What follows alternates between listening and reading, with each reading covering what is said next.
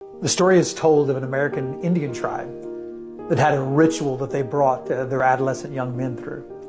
What they would do is a young man, to be called a man in this tribe and reservation, had to pass a certain ritual. They would take this young man, they would bring him out in the middle of the dark, dense woods, they would sit him on a tree stump, and they would blindfold him at nightfall.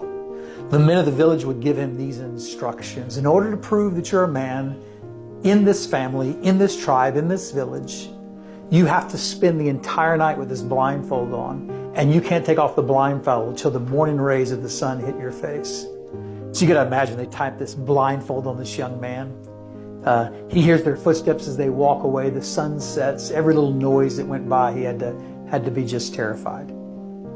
Minutes seemed like days. Days, it just seemed like weeks. And so he would sit there the entire night. He would feel the sun rising, but he didn't want to pull off the blindfold too quickly, even though he was terrified, even though the night had seemed eternal.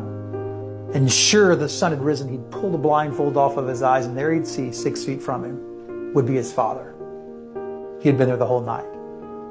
No harm could befall him. And maybe you're going through a tough time. Feel like you're alone. Feel scared.